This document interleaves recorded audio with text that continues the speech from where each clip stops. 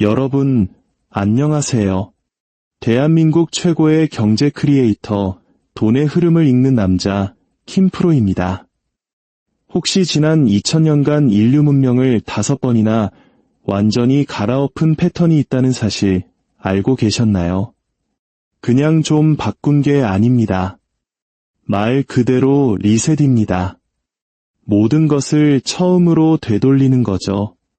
이 거대한 흐름 속에서 여러분의 자산과 미래를 지키는 지혜를 얻고 싶으시다면 지금 바로 구독과 좋아요 버튼을 눌러주세요. 여러분의 경제적 생존을 위한 첫 번째 약속이자 부의 축복으로 가는 가장 현명한 투자가 될 겁니다. 자, 본론으로 들어가죠. 이 문명의 리셋은 항상 3가지 방법 중 하나로 나타났습니다.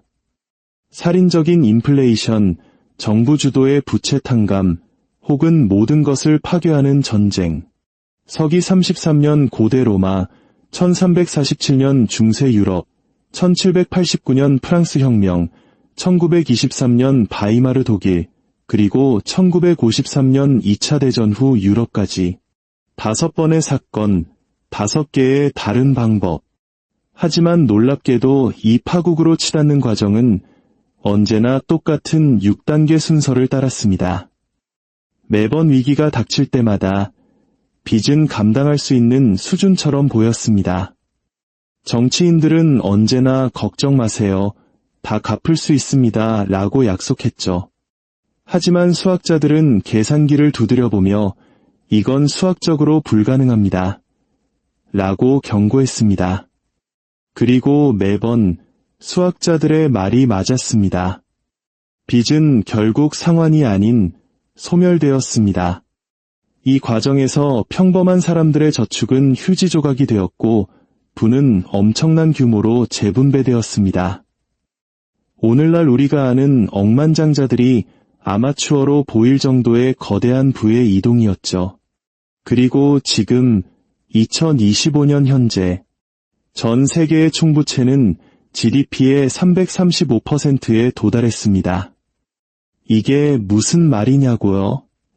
전 세계가 1년 동안 생산하는 모든 것의 가치가 90조 달러인데 빚은 그 3배가 훌쩍 넘는 300조 달러라는 겁니다. 마치 한 달에 300만 원 버는 사람이 빚이 1억 원이 넘는 셈이죠. 미국 혼자서만 36조 달러의 빚을 지고 있습니다. 학자금 대출 1, 7조, 자동차 할부 1, 6조, 신용카드 빚 1, 2조, 기업 부채 11조. 이 숫자들이 감이 오시나요? 이걸 갚는다는 건 수학적으로 불가능합니다. 역사가 증명한 6단계 패턴에서 우리는 지금 정확히 3단계에 와 있습니다. 그리고 역사는 말합니다. 4, 5, 6단계는 마치 메트로놈처럼 정확하게 뒤따라온다고. 남은 질문은 단 하나입니다. 과연 이번 리셋은 화폐를 파괴하는 초인플레이션으로 올 것인가, 채권자들을 파산시키는 정부의 부채 탕감으로 올 것인가, 아니면 빚을 무의미하게 만들 만큼 시스템 자체를 파괴하는 전쟁으로 올 것인가. 이건 외연이 아닙니다. 이건 패턴 인식입니다.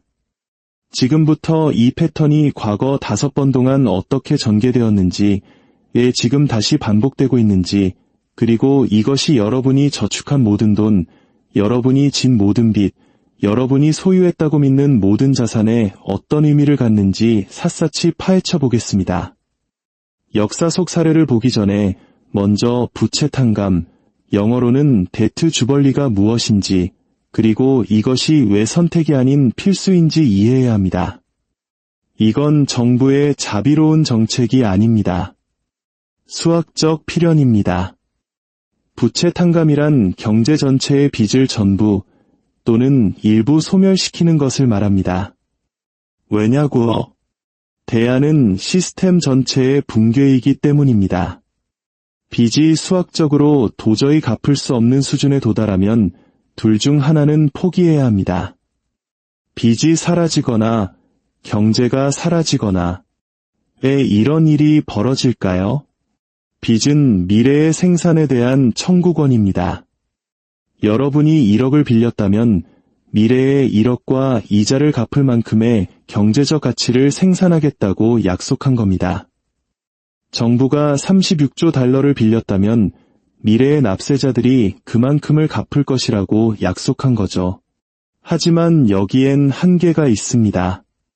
빚이 경제의 생산 능력을 초과하고 이자 갚는 데 모든 성장률이 소모되고 심지어 기존 빚의 이자를 갚기 위해 새로운 빚을 내야 하는 상황이 오면 그 시스템은 폰지 사기, 즉 돌려막기와 다를 바 없어집니다. 그리고 모든 돌려막기가 그렇듯 결국 무너지게 되죠. 계산은 간단합니다. 전 세계 GDP가 90조 달러이고 매년 3% 성장한다면 1년에 7조 달러의 새로운 가치가 생깁니다. 하지만 전 세계 부채는 300조 달러입니다. 평균 이자율을 겨우 3%로만 잡아도 매년 내야 할 이자만 9조 달러입니다. 경제는 7조를 버는데 빚은 9조를 요구합니다. 이게 말이 되나요? 지속 불가능한 겁니다. 이 지점에 도달하면 빚은 반드시 제거되어야 합니다. 구조조정이나 재융자가 아닙니다. 그냥 제거되어야 합니다. 그리고 역사는 이 제거 방식이 딱 3가지뿐이라고 보여줍니다. 첫째, 초인플레이션. 정부가 돈을 무한정 찍어내서 빚을 갚습니다. 물론 그 돈은 가치가 없죠. 채권자와 저축한 사람들은 모든 것을 잃습니다. 둘째, 부채 탕감. 정부가 그냥 이제 빚은 없는 걸로 합시다. 라고 선언합니다. 채권자들은 파산하고 채무자들은 해방되지만 금융 시스템 전체가 붕괴하고 처음부터 다시 만들어야 합니다. 셋째, 전쟁. 물리적 자본이 대규모로 파괴되고 수많은 사람이 죽고 빚을 갚으라고 요구할 시스템 자체가 사라질 정도의 혼란이 발생합니다. 역사상 모든 부채 위기는 이 3가지 방법 중 하나로 해결되었습니다. 네 번째 옵션은 없습니다. 수학이 이 빚은 갚을 수 없다고 말할 때 현실은 정치인들의 약속과 상관없이 그 수학의 법칙을 강제하기 때문입니다. 자, 이제 이 종착역으로 이끄는 6단계 패턴을 보여드리겠습니다. 1단계, 신용 팽창이 번영의 환상을 만든다. 모든 부채 위기는 똑같이 시작합니다. 바로 쉬운 대출이죠. 싼 이자로 돈을 빌릴 수 있으니 사람들은 빚을 내서 소비하고 경제는 성장하는 것처럼 보입니다. 정부는 이 성장을 가리키며 빚이 생산적이라고 주장하죠. 하지만 이건 번영이 아닙니다. 미래의 소득을 당겨 쓰는 것일 뿐입니다. 고대 로마, 아우구스투스 황제 이후 로마의 신용시장은 폭발했습니다. 귀족들은 평민, 상인, 심지어 다른 귀족에게까지 돈을 빌려줬습니다. 원로원은 수도교, 도로 같은 대규모 공공사업을 빚으로 충당했죠. 귀족들은 검투사 경기를 열기 위해, 총독들은 자리를 사기 위해 빚을 냈습니다. 경제는 화랑처럼 보였지만 사실은 빵과 서커스, 즉 소비와 구경거리를 위해 빚을 낸 것이었습니다. 중세 유럽, 이탈리아의 은행 가문들이 왕, 귀족, 심지어 교황에게까지 돈을 빌려줬습니다. 영국과 프랑스 간의 100년 전쟁 자금 대부분이 이탈리아 은행의 대출이었습니다. 겉으로는 성당이 지어지고 대학이 세워지는 등 번영하는 듯 보였지만 그 이면에는 빚이 눈덩이처럼 불어나고 있었습니다. 프랑스 혁명 직전 루이 14세의 전쟁으로 막대한 빚을 진 프랑스는 긴축 대신 더 많은 빚을 냈습니다. 루이 16세가 왕위를 물려받았을 땐 정부 수입의 50%가 이자로 나갔습니다. 하지만 파리는 유럽 문화의 중심지였고 귀족들은 베르사유 궁전에서 호화로운 파티를 즐겼습니다. 모두가 유럽 최고의 부국 프랑스는 언제든 돈을 더 빌릴 수 있다고 믿었죠. 바이마르 독일, 1차 대전 패배 후 독일은 베르사유 조약에 따라 1320억 골드마르크라는 불가능한 액수의 배상금을 물어야 했습니다. 독일 정부는 세금을 올리는 대신 국내에서 빚을 내 배상금을 갚기 시작했습니다. 초기 경제는 회복되었고 실업률도 떨어졌지만 이 모든 것은 빚으로 만든 환상이었습니다. 그리고 2차 대전 후 서방 세계, 역사상 가장 거대한 신용 팽창이 일어났습니다. 미국은 주택, 교육, 사업 대출을 지원했고 유럽은 마셜 플랜으로 자금을 지원받았습니다. 경제는 역사상 가장 빠르게 성장했고 생활 수준은 치솟았습니다. 이 번영은 영원할 것처럼 보였습니다. 하지만 이것이 바로 1단계 성장처럼 느껴지는 빚, 번영의 환상이었습니다. 2단계 부채가 GDP의 250%를 넘어선다. 어느 순간 빚은 임계점을 넘어섭니다. 경제학자들은 이 임계점을 GDP 대비 총부채 250% 정도로 봅니다. 이 수준을 넘어서면 생산적인 투자에 쓰여야 할 자원이 빚의 이자를 갚는 데 쓰이면서 성장률이 둔화되기 시작합니다. 고대 로마, 티베리우스 황제 시절 로마의 민간 부채는 감당할 수 없는 수준에 도달했습니다. 원로원 의원부터 부유한 가문까지 서류상으로는 모두 파산 상태였습니다. 중세 유럽, 1340년경 영국왕 에드워드 3세는 왕국의 1년 수입보다 더 많은 돈을 이탈리아 은행에 빚지고 있었습니다. 신용시장이 얼어붙기 시작했습니다. 프랑스 혁명 직전 1788년 프랑스 정부 수입의 60%가 오직 이자를 갚는 데 쓰였습니다. 바이마르 독일, 1921년 독일의 총부채는 GDP의 400%를 초과했습니다. 배상금만 해도 GDP의 4배가 넘었죠. 그리고 현대 세계 경제, 2008년 금융위기로 전 세계 부채는 GDP의 250%를 넘어섰습니다.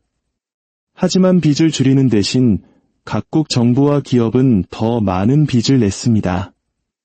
코로나 사태 이전인 2020년에 이미 320%에 도달했고 코로나 이후 긴급 자금을 쏟아부으면서 350%까지 치솟았습니다.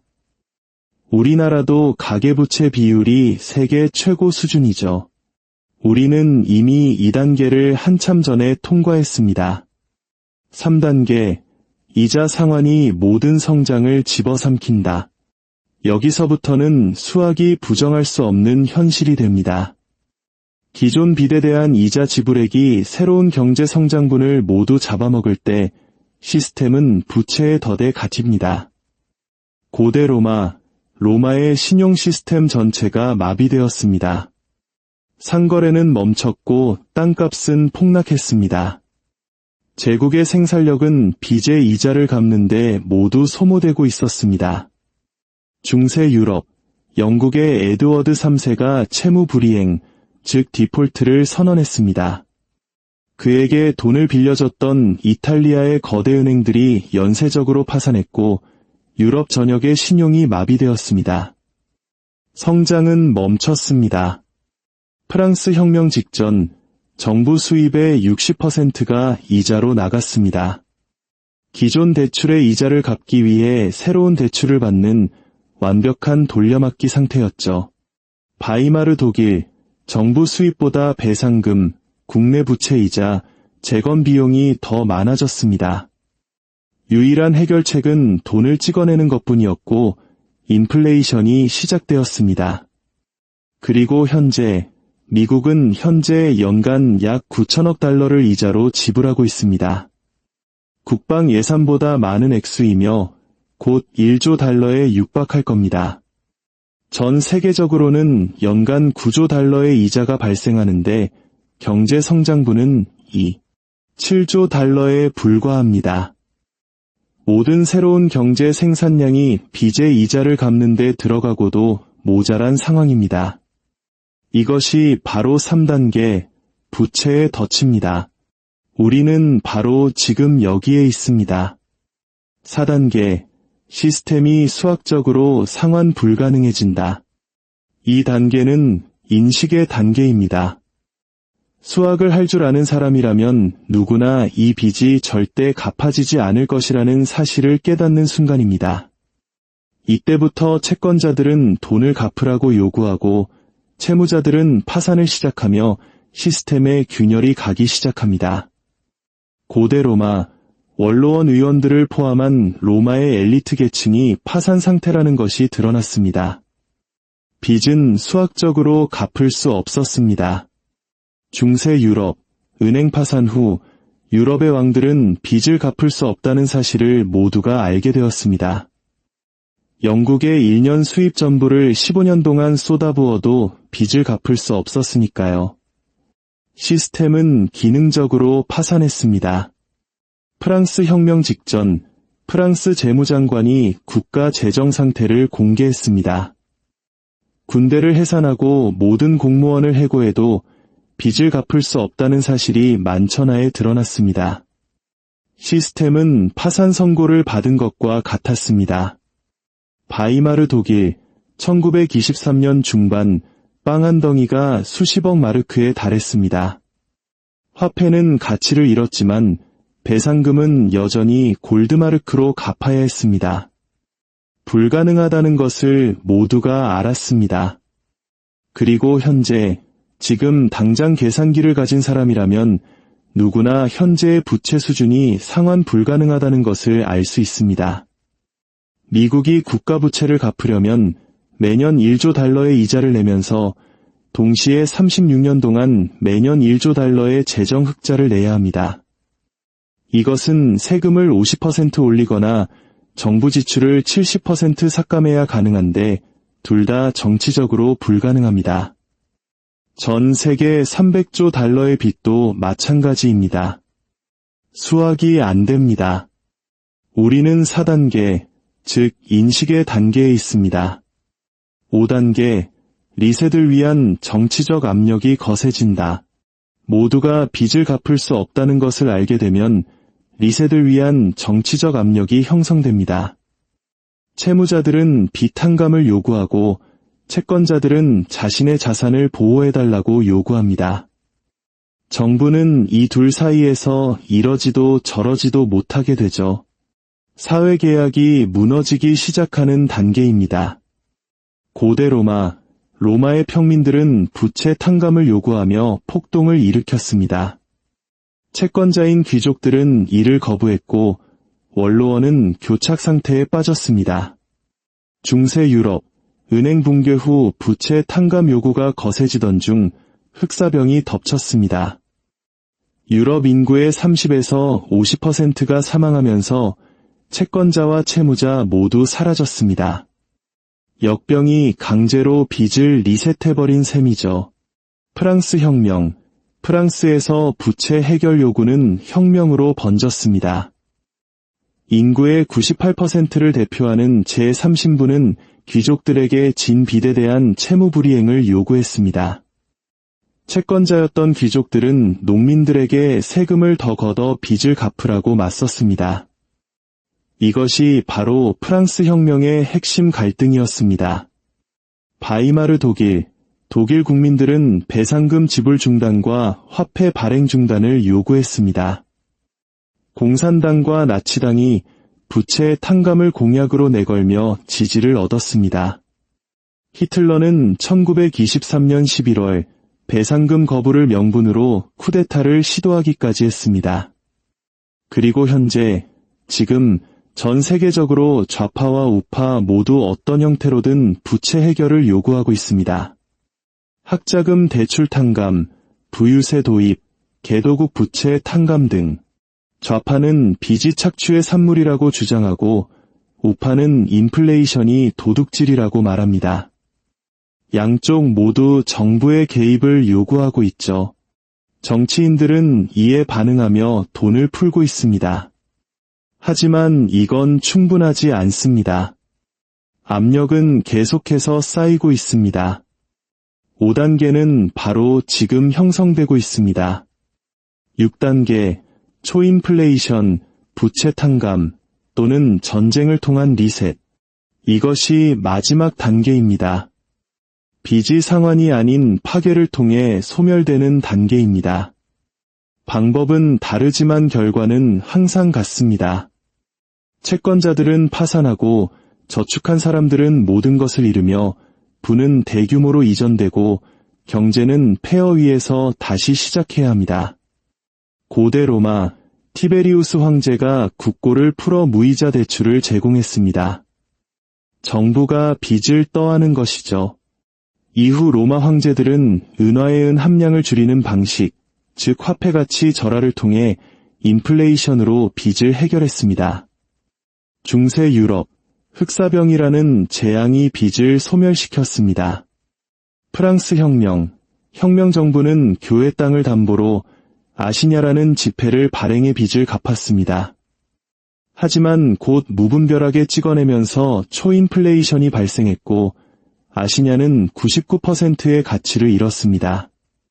빚은 갚아졌지만 휴지 조각으로 갚아진 셈입니다. 바이마르 독일, 초인플레이션으로 모든 저축과 빚이 사라졌습니다. 1923년 12월 1조 국권마르크를 일신권 렌텐마르크로 바꾸는 화폐개혁을 통해 모든 것을 리셋했습니다. 2차 대전 후 유럽, 1953년 런던 부채협정을 통해 연합국은 서독의 빚을 50% 탕감해 주었습니다. 바이마르의 교훈을 통해 과도한 빚이 극단주의와 전쟁을 낳는다는 것을 배웠기 때문입니다. 이것이 바로 협상을 통한 부채 탕감입니다. 자, 이 6단계를 오늘날에 대입해 볼까요? 1단계, 신용 팽창의 환상, 완료. 2단계, 부채가 GDP 250% 초과, 완료. 3단계, 이자가 성장을 잠식, 현재 진행 중. 4단계, 수학적 상환 불가능 인식, 현재 진행 중. 5단계, 리셋 요구 정치적 압력, 현재 진행 중. 6단계, 리셋, 다가오고 있습니다. 역사는 3단계에 도달한 후 3년에서 7년 내에 6단계가 온다고 말합니다. 우리는 2020년에 3단계에 진입했습니다. 즉, 2027년까지 혹은 더 빨리 2025년이나 2026년에 6단계가 닥칠 수 있다는 뜻입니다. 그렇다면 어떤 방법으로 리셋이 올까요? 가장 가능성 있는 시나리오는 미국을 중심으로 한 점진적 초인플레이션입니다. 바이마르처럼 급격하진 않지만 연십에서 20%의 고질적인 인플레이션이 10년간 지속되는 방식이죠. 정부는 36조 달러의 빚을 갚긴 갚습니다. 하지만 지금보다 가치가 50에서 70% 하락한 달러로 갚는 거죠. 채권자와 저축한 사람들의 구매력은 파괴되지만 기술적으로는 채무 불이행이 아닙니다. 우리는 2021에서 2022년에 이미 이것의 시작을 봤습니다. 부분적인 부채 탕감도 병행될 겁니다. 학자금 대출 탕감처럼 특정 계층의 빚을 없애주는 방식이죠. 그리고 가장 어두운 옵션인 전쟁. 미중러가 얽힌 대규모 전쟁은 아니더라도 국지적 분쟁이 계속되면서 불안정성을 키우고 부채를 서서히 지워나갈 수 있습니다. 이 리셋이 닥쳤을 때 평범한 사람들은 세 가지 방식으로 부를 잃습니다. 첫째, 저축. 현금의 구매력이 파괴됩니다. 은행에 넣어둔 1억 원이 실질적으로 5천만 원의 가치밖에 못하게 됩니다. 둘째, 고정 수입.